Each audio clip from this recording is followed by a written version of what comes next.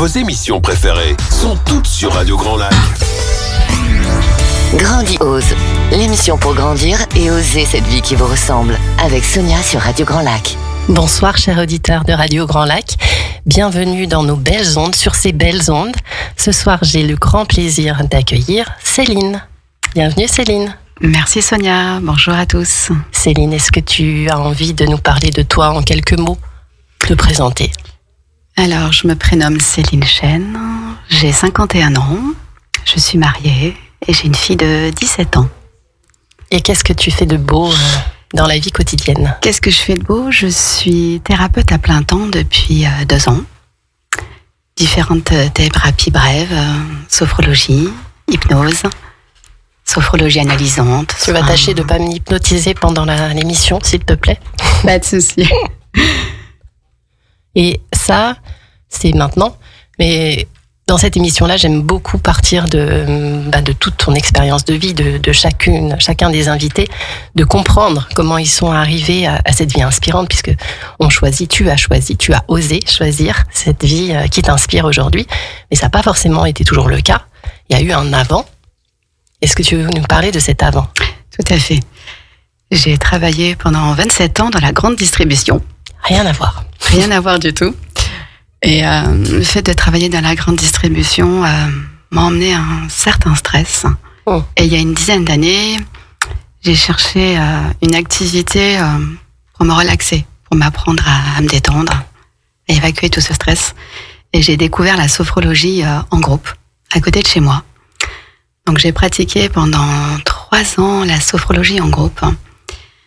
Et je suis vraiment littéralement tombée amoureuse de cette pratique. Ça a été une révélation. Tout à fait. Au bout de 2 ans, j'ai commencé à amener des petits outils à la maison, à faire pratiquer à monsieur, à ma fille. Oui, en général, on commence comme ça. Toute la famille y passe. Exactement. Et puis après, au bout de 3 ans, j'ai dit, mais faut que je fasse ça. Oui, tu as senti quelque chose de particulier à l'intérieur de toi. Complètement. Un appel. Je n'étais plus du tout en adéquation avec mon travail. Et j'ai cherché une formation que j'ai trouvée sur Chambéry. Alors attends, juste avant ça, comment t'es tombée dans le bain de la grande distribution?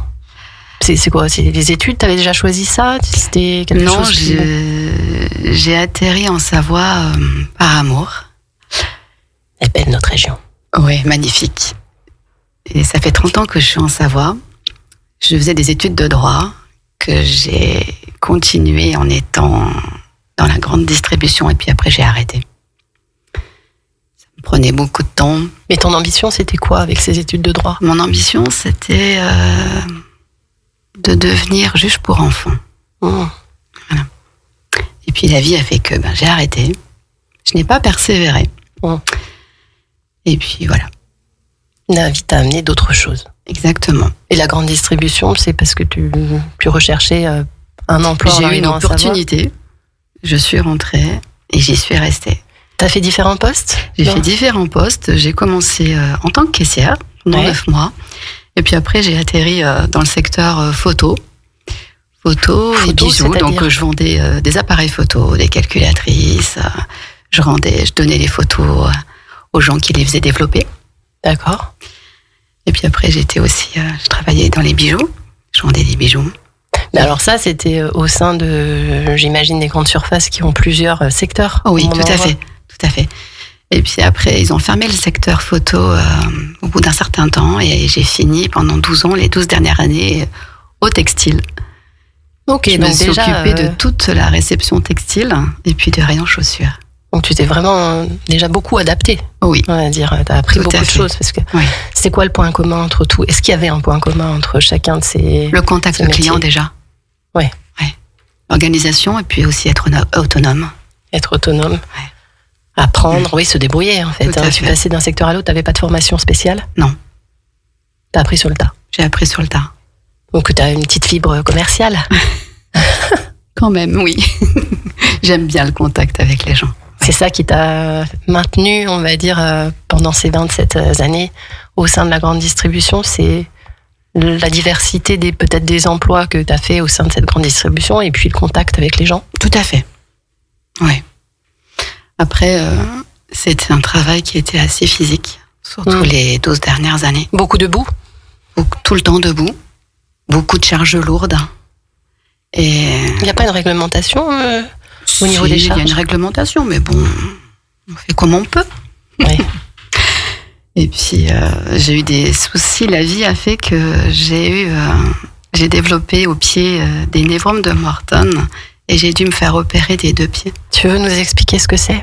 C'est des kystes entre le 5e et le 4e orteil. Ouais. Et quand tu marches, quand tu as ça, c'est comme si on t'enfonçait des aiguilles dans les pieds. Donc très, très douloureux. Et comme je portais des chaussures de sécurité qui sont obligatoires dans la grande distribution, je ne pouvais plus les supporter. Je ne pouvais plus faire de randonnée non plus. Donc, j'ai décidé de me faire opérer pour pouvoir être libre de marcher correctement. Et en fait, ça fait tout le contraire. J'ai eu des complications après ces opérations. Et au bout d'1 an et demi, la société m'a licenciée pour inaptitude. Et c'était finalement une bonne chose? C'était une bonne chose pour moi, oui. Parce que j'ai pu me lancer totalement dans le travail de thérapeute. Là, à ce moment-là, tu avais déjà j'ai commencé à me former en 2017 en sophrologie. Et je me suis formée chaque année à différentes thérapies. Donc j'ai commencé par la sophrologie, après par l'hypnose, la sophrologie analysante, en soins énergétiques, en psychogénéalogie. Alors après, je vais te faire revenir sur chacun de ces termes qui pourraient être un petit peu barbares pour certaines personnes si on ne sait pas ce qu'on y met forcément dessus. Mais c'est toujours assez surprenant, je trouve, à quel point alors la vie ou notre corps nous met devant le fait accompli. C'est-à-dire que tu veux pas oser, de toute façon, je vais pas te laisser le choix. Alors ça se manifeste en fonction des personnes sous une forme ou une autre, mais c'est quand même incroyable. C'est que là, ton corps a dit, non, ma cocotte, l'opération n'y fera rien, voire même, t'essayes de t'en sortir comme ça, non? La vraie situation, la vraie porte pour toi, c'est pas celle-ci, c'est un changement. Donc, maintenant, va à fond, va vivre pleinement à fond tes rêves. Quelque part, c'était le message. Oui, tout à fait. Oui. On a la symbolique des pieds aussi, la peur d'avancer, aussi, de stagner. Donc ça t'a obligé à prendre cette décision, en tout cas. Je m'étais déjà formée avant les opérations. J'étais déjà formée en sophrologie. Donc la sophrologie, c'est une technique brève qui par la visualisation. Quand tu dis brève, ça veut dire quoi? Ça veut dire ce n'est pas un accompagnement qui va durer pendant plusieurs années. D'accord? Ouais. Les gens viennent avec peut-être une problématique. Je suis stressée, je suis en dépression, j'ai besoin de faire le deuil. Donc, je vais accompagner les personnes en quelques séances et leur donner les outils. Moi, l'objectif, quand les gens viennent me voir, c'est qu'ils soient autonomes. Oui, la même chose que tu portes, je pense que c'est une de tes valeurs, j'imagine. Oui. Et du coup, c'est important pour toi de le transmettre et rendre les gens autonomes. Oui. C'est-à-dire qu'ils ont leur propre boîte à outils, ensuite, et ils peuvent se débrouiller. Exactement. Je leur donne des outils et puis après, ils se débrouillent. Après, c'est à eux de le faire ou pas. Mais c'est de leur responsabilité. Tout à fait. Que ce soit des adultes ou des enfants. Donc là, aujourd'hui, tu accueilles aussi... tu accueilles des enfants également? Tout à fait. De tous les âges. J'ai le plus petit, 2 ans et demi. 2 ans et demi, Après, on arrive à travailler... avec des sons, avec des enfants aussi. Mais l'enfant, dans ce cas-là, il est seul avec toi ou il est accompagné par le parent? La petite était avec sa maman. Oui. Et puis après déjà aussi, pour être rassurée dans... Tout à fait, oui. Et puis après, je suis arrivée aussi à travailler par le mimétisme. De faire des mouvements, de faire comme un animal. Et c'était pour quel type de problématique, si tu peux la partager? C'était une problématique, elle avait du mal à se séparer de la maman. Très fusionnelle. Elle était très fusionnelle et elle n'arrivait pas du tout à aller vers le papa. Okay. Et après cette séance, la maman m'a contactée, m'a dit elle arrive à aller vers son papa maintenant et c'est génial. Et comment le mimétisme est venu qu'est-ce que c'est venu faire résonner pour cet enfant? Écoute, je ne sais pas. Oui, mais qu'est-ce qui a fait que toi... Alors, je ne sais pas pourquoi j'ai utilisé cet outil. Alors là, vraiment... c'est ce qui t'a paru le plus adéquat. Tout à fait. Et puis, en plus, j'utilise aussi des fois des bols des bols chantants, des bols tibétains. Et on s'est amusé avec ça. Et il faut savoir que les bols tibétains ont cette capacité, ce pouvoir énergétique de nettoyer aussi bien les corps physiques, émotionnels, mentaux. Et cette petite fille, elle a joué avec différents bols. Et elle est ressortie toute joyeuse. Elle avait perdu cette joie. Ouais. Trop de fusion. Peut-être que trop de fusion était égal à trop de poids aussi. De porter, oui, et puis après, à force de discuter avec la maman aussi, elle a compris certaines choses aussi. Oui, ça va dans les deux sens. Oui, tout à fait. Donc finalement, c'est aussi un changement de comportement de la maman qui a permis aussi à l'enfant de se libérer et de retrouver un équilibre au sein de sa famille et avec ses parents. Ouais. Et c'est chouette, ça. Je suis particulièrement touchée par rapport aux enfants, parce que c'est vrai que ce sont les adultes de demain. Et déjà leur permettre de désencombrer toutes les lourdeurs qui souvent ne sont pas à eux, parce qu'on sous-estime leur capacité à comprendre, à intégrer, à se transformer. Ils sont encore plus malléables. Et c'est le moment, en fait, de les accompagner le mieux possible pour qu'ils trouvent leurs propres ressources, pour qu'ils deviennent autonomes. Et c'était un challenge pour moi, parce que cette petite fille de 2 ans et demi ne parlait pas. Elle s'était enfermée dans un mutisme. Elle s'exprimait par des onomatopées, tout simplement. Et puis, ça l'a ouverte, Donc j'étais très contente. Parfois, j'ai l'impression qu'en tant que thérapeute, on libère des choses sans forcément savoir qu'est-ce qui a fait que. Mais ce qui compte, c'est le résultat. Exactement.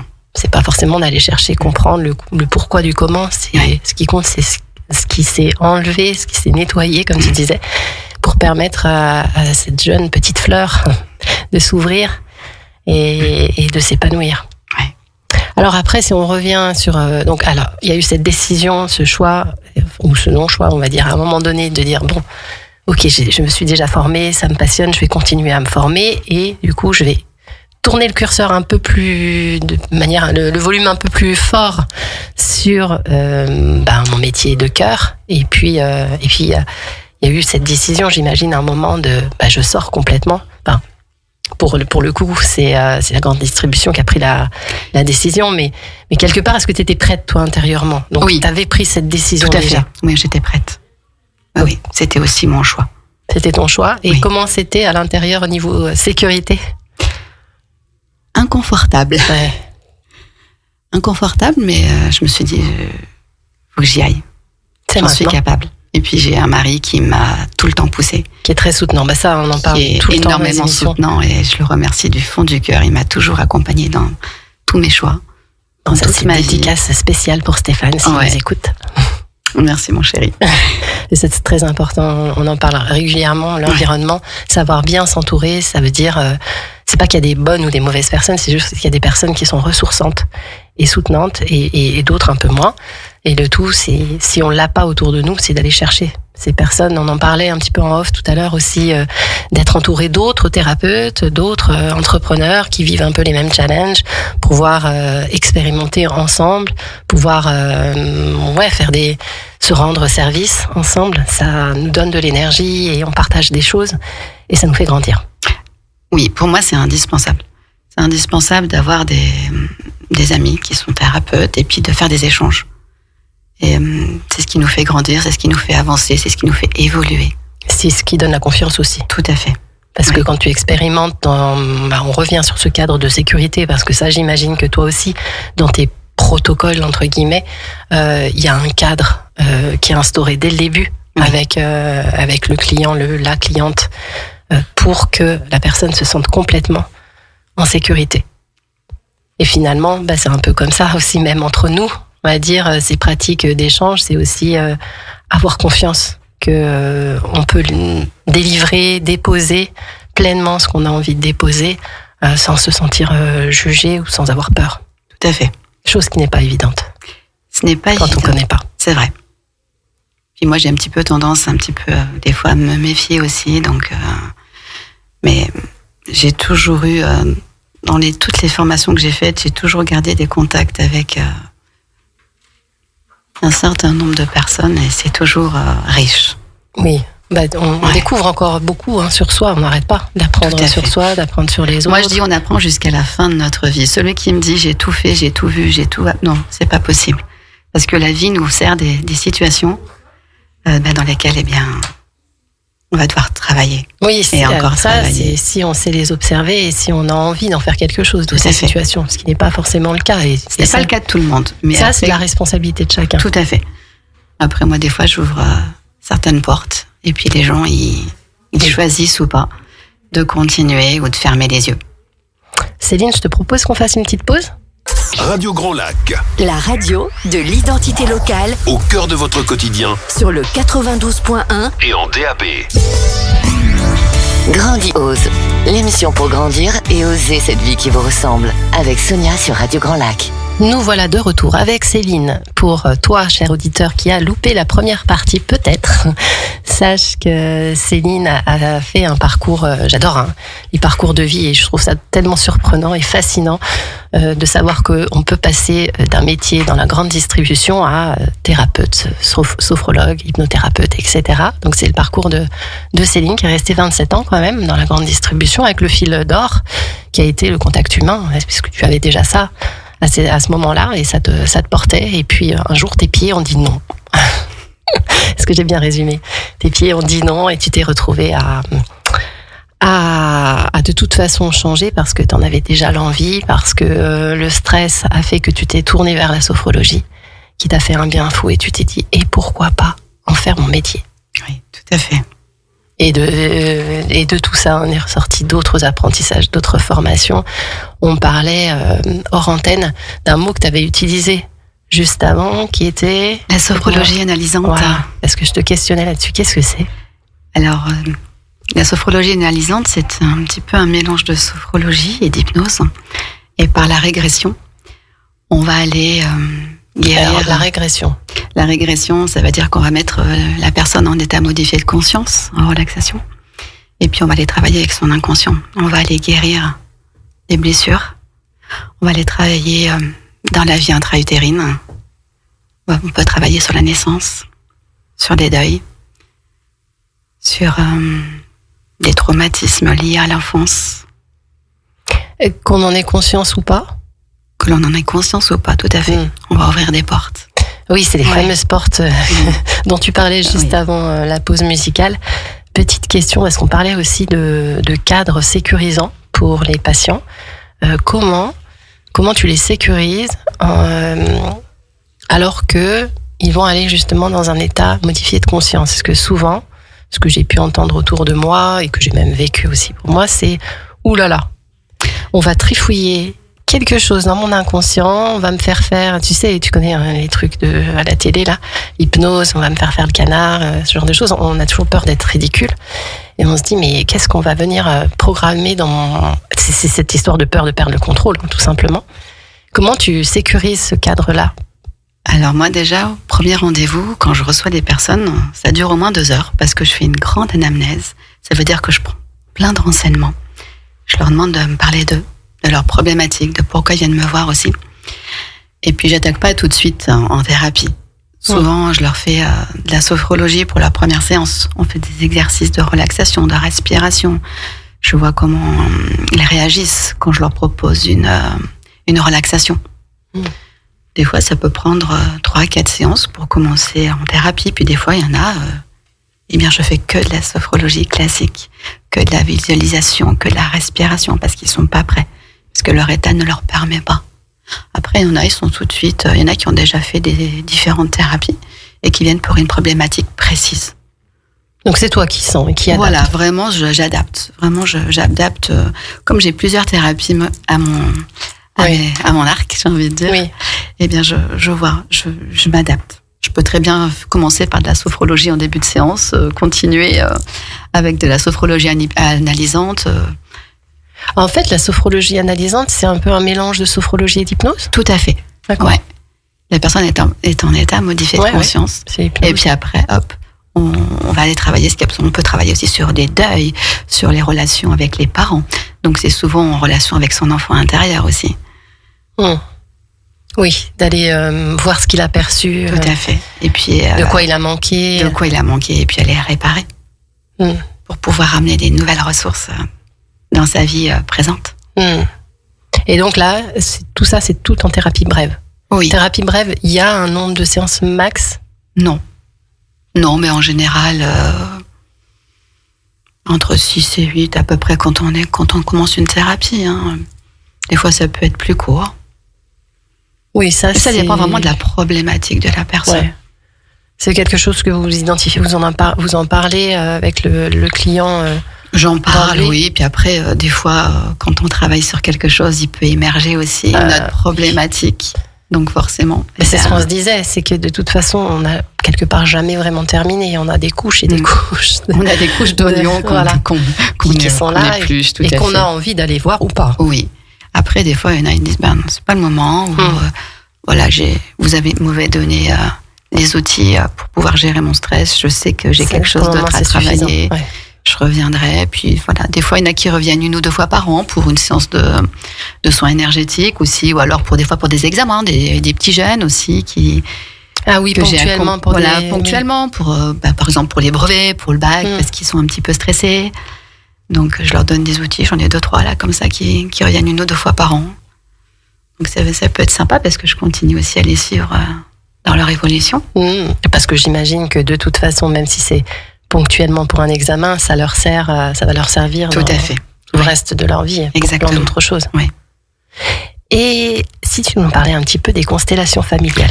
J'ai eu la chance d'expérimenter ça il y a quelques temps en arrière. Alors pour le coup, moi je l'ai fait en visio, donc c'était encore différent de ce qui se pratique, parce que ça se pratique quand même majoritairement en présentiel. Oui. Mais j'avais trouvé ça incroyable. Moi, c'est un outil que j'affectionne particulièrement. C'est l'outil dans lequel je me suis formée récemment, il y a 2 ans. Oui, c'est le dernier. C'est la dernière formation. C'est la dernière formation que j'ai faite. Comment t'en es venue à ça? C'est grâce à ma prof de sophrologie, donc il y a 10 ans, que je faisais avec elle en groupe. Et elle a fait une conférence un jour sur les constellations.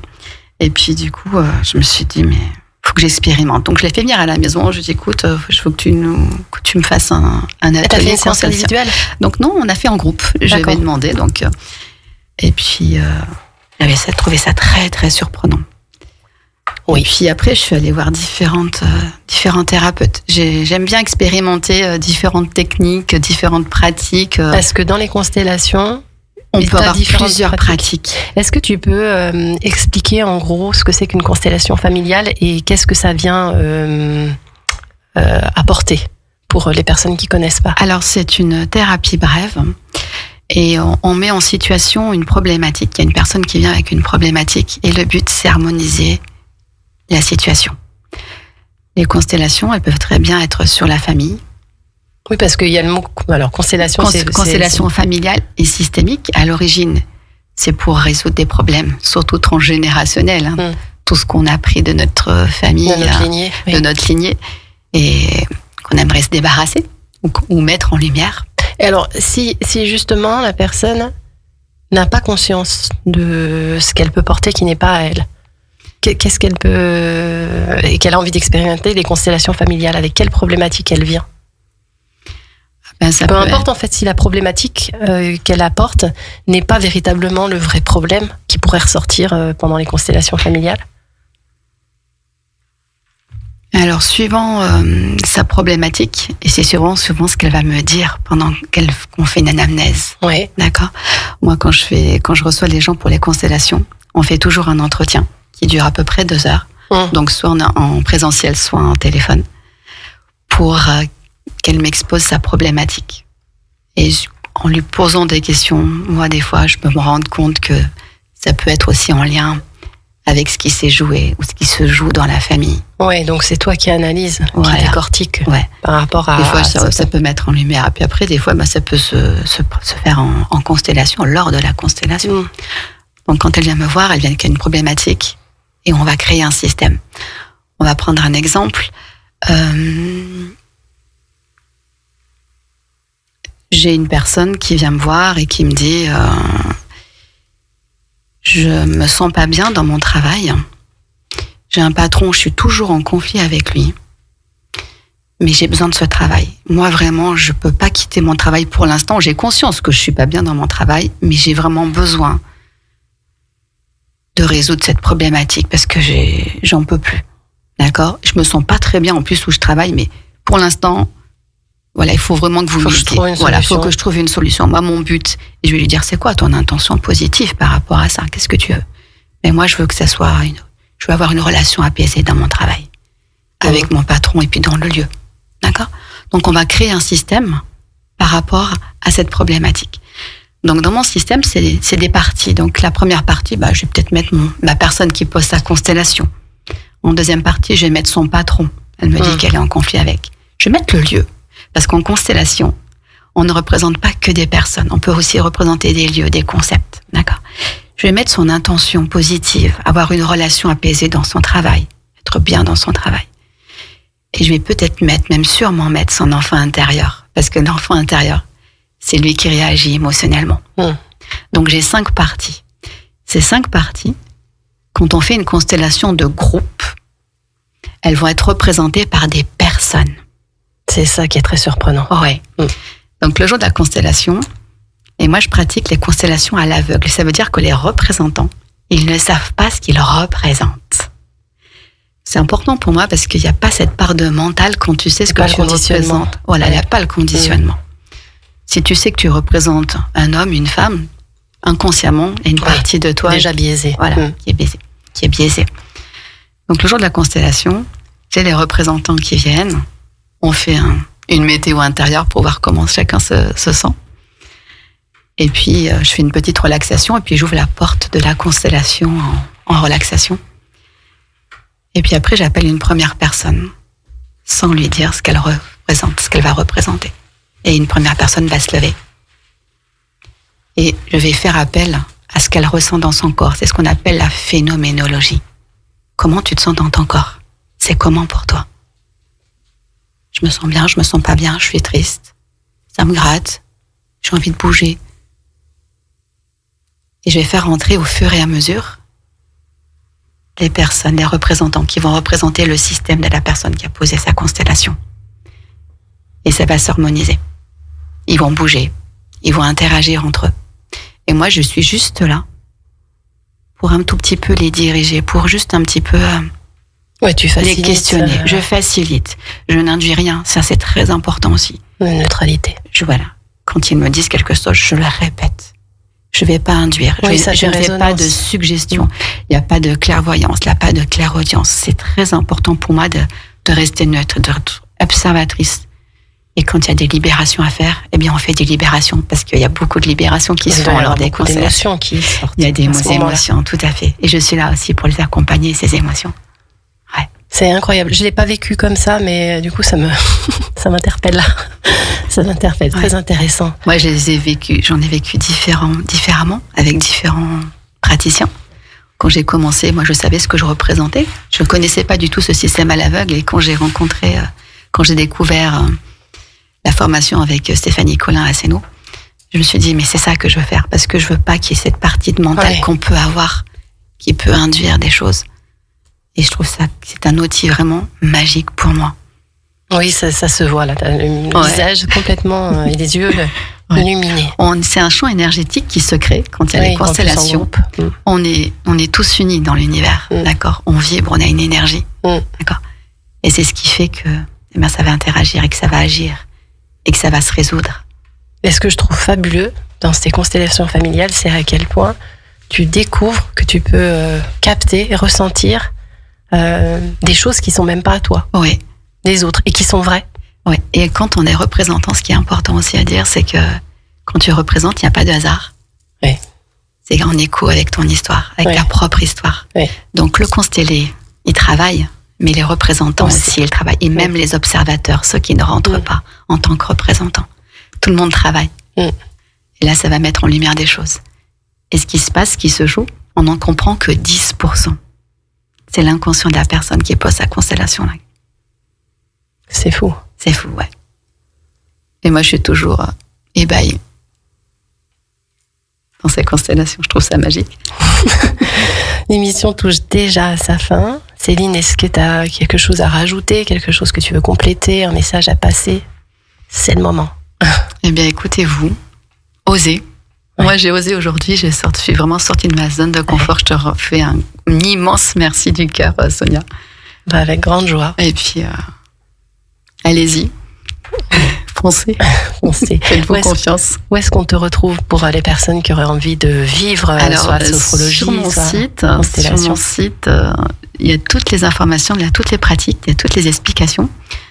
Sur mon site Sophrologie Analysante, hypnose.fr, où vous tapez Céline Chêne sur Internet et puis vous me trouvez. Et puis sur les réseaux sociaux aussi. Et sur les réseaux sociaux, oui. Merci beaucoup, Céline. Merci à toi.